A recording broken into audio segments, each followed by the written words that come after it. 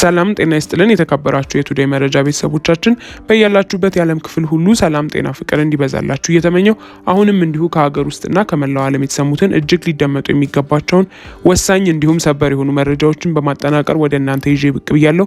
እናንተም ክቡራን አድማጮች ለጥቂት ደቂቃ እስከ ፍጻሜው አብራችሁኝ በመቆየት እነዚህን ወሳኝ የሆኑ መረጃዎች እንድታደምጡኝ እየጋበዝኩኝ ቻናላችንን ሰብስክራይብ በማድረግ ቤተሰብ ይሁኑ እያልኩኝ ለሰዓቱ ወደ አጠናቀርኩላችሁ ዝርዝር መረጃ በቀጣይ ማቀና ይሆናል። እስከ ፍጻሜው አብራችሁኝ ቆዩ።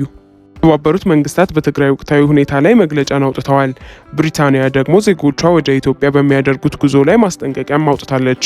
በአገዛዙ የሰራዊትና በትግራይ ኃይሎች መካከል በተፈጠረው ግጭት ምክንያት በሰላማዊ ዜጎች ላይ ሊደርስ የሚችል ተጽዕኖና ወደ ሰፊ ጦርነት የሚመለስ ስጋት እንደሚያሳስባቸውም የተባበሩት መንግስታት ዋና ጸሐፊ አንቶኒዮ ጉሼሬስ ገልጸዋል።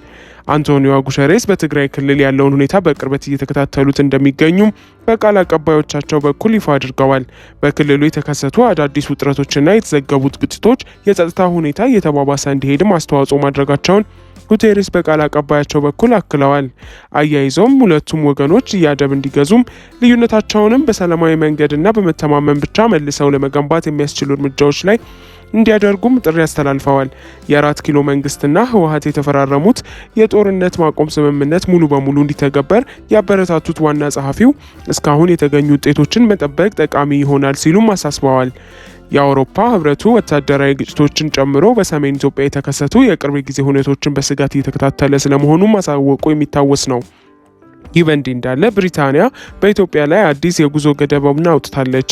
በሰሜን ኢትዮጵያ በተለይም ባለፉት ቀናት የሀገረሻውን የጦርነት ተከትሎ የዩናይትድ ኪንግደም የውጭ ጉዳይ መስሪያ ቤት ዜጎች ወደ ኢትዮጵያ የሚያደርጉት ጉዞም በሀገሪቱ ያለውን የጸጥታ ሁኔታ መሰረት በማድረግ ወቅታዊ የጉዞ ገደብ መመሪያ ይፋ ያደረገበትም ሆኗል።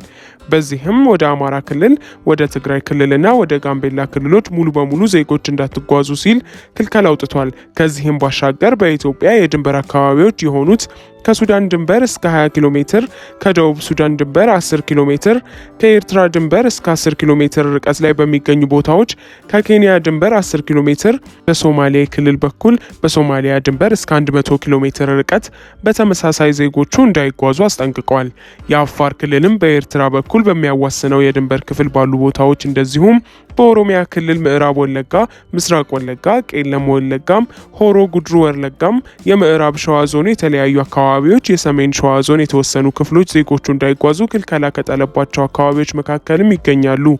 የእንግሊዝ የውጭ ጉዳይ ሚኒስትር ቤት ማስጠንቀቂያውን ያወጣው በማዕከላዊ ትግራይ በተፈጸመ የድሮን ጥቃት ብልጽግና ሹፌር በገደለ ሸቀጣሸቀጥና ፍራፍሬን በደመሰሰ ማግስት ነው። ፋኖም የብልጽግና ኃይሎች የሚፋለሟቸው አካላትም እንደተቀላቀሏቸው አሳውቀዋል። በዘመቻ ላይ የነበሩ የመንግስት ወታደሮች ላይ ጥቃት ተከፍቶ ጉዳት አጋጥሟል። ያለፉት ውስን ቀናት ውስጥ በአማራ ክልል አስቀድሞ ከነበሩ ጊዜያት ጋር ሲነጻጸሩ የውጊያዎችና የሚፈጸሙ ጥቃቶች መጠን በአንጻራዊነት ቀንሰውና ተሻሽለው እየታዩበት ነበር። እንዲያም ሆኖ አሁን በአንዳንድ ስፍራዎች የሚከፈቱ ጥቃቶችና የመንግስት ኃይሎች የሚያከናውኗቸው ዘመቻዎች እንደቀጠሉም ናቸው። በምስራቅ ጎጃም ዞን ሞጣ ቀጠና አስተሪዮ ተብሎ በሚጠራ አካባቢ የፋኖ ኃይሎች ላይ ለስምሪት የወጡ የመንግስት ወታደሮች ላይ ድንገተኛ ተኩስ ተከፍቶ ጉዳት መድረሱም ተሰምቷል። በማዕከላዊ ጎንደር በቋራ ቀጠና አጸደ ማርያም ተብሎ በሚጠራው ቅርብ ርቀትም ተመሳሳይ ሁነት ማጋጠሙ ነው የተነገረው። በዛው በጎንደር ቀጠና ወገር አካባቢ ደግሞ በሚሊሻ አባላት ካምፕ ላይ ነው ጉዳት ደርሷል የተባለው። እነዚህ ጥቃቶች ጎን ለጎን እየተደረገ ያለው ተከታታይ ዘመቻ ደግሞ የፕሮፓጋንዳ ዘመቻ ሆኗል። የብልጽግናው መንግስት የእጅ ሰጡ ፕሮፓጋንዳ ላይ ሲሆን አሁንም በጎንደር ቀጠና ምስራቅ ደንቢያና በጎጃም ቀጠና በሁለት እጁነት ወረዳ አካባቢ የፋኖ ታጣቂዎች ናቸው ያላቸውን አካላት ከነጦር መሳሪያቸው እጅ ሰጡኝ ሲል ይገልጻል። በፋኖ ኃይሎች በኩል ደግሞ በተለይም የአደረጃጀት አንድነታቸውን ይፋ ካደረጉ በኋላ በርካታ ኃይሎች በተለያዩ አደረጃጀቶች በኩል እየተቀላቀሏቸው እንደሆነም ይገልጻሉ። እነዚህ ወታደሮች ላለፉት 5 ዓመታት ካገዛዙ ወገን ሆነው ከገዛ ወንድሞቻቸው ጋር እንዲያከናውኑ የተገደዱት ውጊያ ያመጣው ለውጥ ባለመኖሩ የመንግስትን ኃይል ለቀመው ለመውጣት ስለመገደዳቸውም ተናግረዋል ሲሉም አሳውቀዋል። የብልጽግናው አገዛዝ ደግሞ ባለፉት ዓመታት እንደ ትግራይ፣ አማራ፣ ቤንሻንጉል እና ኦሮሚያ ባሉ ክልሎች 84000 ታጣቂ ኃይልን ወደ ተሃድሶ አስገባው በማለትም ይገልጻል። የአሜሪካው ፕሬዝዳንት ዶናልድ ትራምፕ ከኢራን ጋር ንግግር ተጀምረዋል አሉ። የኢራኑ ፕሬዝዳንት ደግሞ እስራኤል ከአሜሪካና ከአውሮፓውያን ሀገራችንን ሊበትኑ እየሰሩ ነው ሲሉ ገልጸዋል። ዶናልድ ትራምፕ በሁለቱ ሀገራት መካከል ያለው ውጥረት እየተካረረ በመጣበት በዚህ ወቅት ኢራንንና አሜሪካ ጠንከር ያለ ንግግር ጀምረዋል ሲሉም ገልጸዋል። የኢራን ከፍተኛ የደህንነት ባለስልጣናት ደግሞ ድርድር የማድረግ ሂደቱ መሻሻልን ማሳየቱን ተናግረዋል። ኢራን ኒውክሌር ለማብላላት የምታደርገውን ጥረት ተከትሎ ጣልቃ እንደሚገቡ ሲዝቱ የከረሙት ዶናልድ ትራምፕ በቅርቡ በኢራን የተካሄደውን ህዝባዊ አመጽ አስታከው ጥቃት እንደሚፈጽሙ ሲናገሩም ይታወቃሉ። ቴህራን በበኩሏ በየብስም ሆነ በምድር ለሚሰነዘርባት ጥቃት አጸፋዋ ከባድ እንደሚሆንም ስታስጠነቅቅ ነው የከረመችው። ኢራን ለዓለም ንግድ ወሳኝ በሚባለውና የመርከቦች መተላለፊያ በሆነው ሆርሙዝ ሰርጥ ለ2 ቀናት የሚቆይ ወታደራዊ ልምምድ እንደምታደርግም ይጠበቃል። ኢራን የአሜሪካ ኃይሎች ባሉበት አካባቢ የትኛውንም አይነት ደህንነቱ ያልተጠበቀና ፕሮፌሽናል ያልሆነ ባህሪ እንዳታሳይ ደግሞ አሜሪካ አሳስባለች። ባሳለፍነው ቅዳሜ ደግሞ በኢራን 2 ፍንዳታዎች መሰማታቸው የሀገሪቱ ዜጎችን ያስደነገጠ ሁነት ነበረ። እንዲያም ሆኖ የኢራን መንግስት እነዚህ ፍንዳታዎች የተከሰቱት ከጋዝ ጋር በተያያዘ ምክንያት ነው ሲል ጉዳዩን አስተባብሎታል። የኢራኑ ፕሬዝዳንት ግን አሜሪካ፣ እስራኤልና አውሮፓውያን ሀገራችንን ለመበተን እየሰሩ ነው ሲሉም ይከሳሉ። ፕሬዝዳንት ማሹድ ፔዚስኪያን እነዚህ 3 አካላት የኢራንን ምጣኔ ሀብታዊ ቁስ በመጠቀም አለመረጋጋት እንዲፈጠርና ሰዎች ሀገራችንን እንዲበትኑ ምክንያት ለመሆን ሞክረዋል በማለት ወንጅለዋል። ሮይተርስ እንደዘገበው ከሆነ አሜሪካ ከእስራኤልና አውሮፓውያን ክፍፍል እንዲፈጠርና ተቃውሞ እንዲነሳ ቀስቅሰው አንዳንድ ንጹሐን ሰዎች ወደዚህ እንቅስቃሴ እንዲገቡ አድርገዋልም ይላሉ። በኢራን ባሳለፍነው ታህሳስ በምጣኔ ሀብት ቀውስ ምክንያት ተነስቶ ለ2 ሳምንታት በቆየው ተቃውሞ ከ6500 በላይ ሰዎች መገደላቸው ይነገራል። ይህንን ተከትሎ ደግሞ የአሜሪካ የውጭ ጉዳይ ሚኒስቴርና የአውሮፓ ሀገራት በኢራን አብዮታዊ ዘብ ሰራዊትና በሀገሪቱ ባለስልጣናት ላይ ማዕቀብ ማሳለፋቸውም ይታወቃል። እንዲያም ሆኖ ኢራን የአውሮፓ ሀገራት የጦር ሰራዊቶችን አሸባሪ ስትል ፈርጃቸዋለች። ኢራን የአውሮፓ ሀገራት የጦር ኃይሎችን አሸባሪ ቡድኖች ስትል መፈረጇንም የኢራን ፓርላማ አፈ ጉባኤ ተናግረዋል። አፈ ጉባኤው የኢራን አብዮታዊ ዘመን አሸባሪ ቡድን ያለውን የአውሮፓ ሀገራት መከላከያ ሰራዊቶች እኛም በሽብር ቡድን ፈርጃናቸዋል ይላሉ። ከ1979 የኢራን አብዮት በኋላም የሺያት አገዛዝ ቡድን አባላት ለመከላከል የተቋቋመው አብዮታዊ ዘብ በሀገሪቱ ትልቅ ቦታ የሚሰጠው ሲሆን ምጣኔ ሀብቱንና ጦር ሰራዊቱን እንደሚቆጣጠርም ይታመናል። 5 ዓመት በወሰደው ጦርነት ህዝባችንን ከመጨፍጨፍ ውጪ ያመጣነው ለውጥ የለም ሲል 206ኛ ኮር ጥር 24 2018 ዓ.ም ገለጻ አውጥተዋል። እነዚህ 4 ወታደሮች ሌሊቱን ሲገሰግሱ አድረው ከቁይ ከተማ ተነስተው ወደ 206ኛ ኮር ሰራዊት ሲቀላቀሉ ደማቅ አቀባበል የተደረገላቸው የአማራና የኦሮሞ የደቡብ ልጆች ናቸው።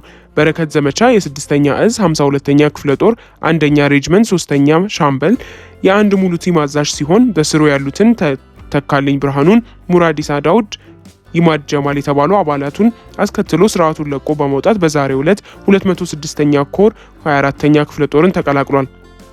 በረከት ዘመቻ በአረመኔው ሰራዊት አባል በመሆን በሰሜኑ ጦርነት በተለያዩ ውጊያዎች በመሳተፍ በርካታ ወንድሞቹን በየጥሻው በመቅበሩ እና እሱም በተአምር መትረፉን ያስታውሳል። ያገዛዙ ፕሮፓጋንዳ ተለዋዋጭነትና የሀገሪቱን ውጥንቅጥ አካሄድ በተለያዩ አካባቢዎች ተዘዋውሮ የተመለከተው ይህ ነባር ወታደር በአማራ ህዝብ ላይ የሚደረገውን የዘር ማጽዳት መንግስታዊ ዘመቻ በተለያዩ የጎጃም አካባቢዎች ሲፈጽም መመልከቱ አልተደበቀም። አገዛዙ አፍሶ ካመጣቸው መካከል 8 አባላትን ሲመራ የነበረው የቲም መሪው ሰራዊቱ ምንም የመዋጋት ፍላጎት የሌለውና የተሰላቹ በመሆኑ በየጊዜው ጠፍተው የተረፉ 3 አባላቱን ይዞ በመውጣት ትግሉን መቀላቀሉ ገልጿል። የአረመኔው ስርዓት ለ5 ዓመት በከፈተው ጦርነት ህዝባችንን ከመጨፍጨፍ ውጪ ያመጣው ለውጥ የለም። በድርድር ተቋጭቷል የተባለው ጦርነት ተመልሶ ተቀስቅሷል። በአማራ ህዝብ ላይ እየተካሄደ ያለው ወረራም ተጧጡፎ ቀጥሏል። በዚህ መሃል በሚሊዮን የሚቆጠሩ ወጣቶች የጦርነት ማገዶ ሆነው የተገኙ ለውጥ ባለመኖሩ እኛም ለማይቆም ጦርነት መስዋዕት መሆን አንፈልግም ብለዋል ሲል ያነጋገራቸው የደባይ ጥላት ግን ወረዳ ጊዜያዊ መንግስት ኮሚሽንን መረጃውን አድርሶናል። አዲስ ትውልድ፣ አዲስ አስተሳሰብ፣ አዲስ ተስፋ።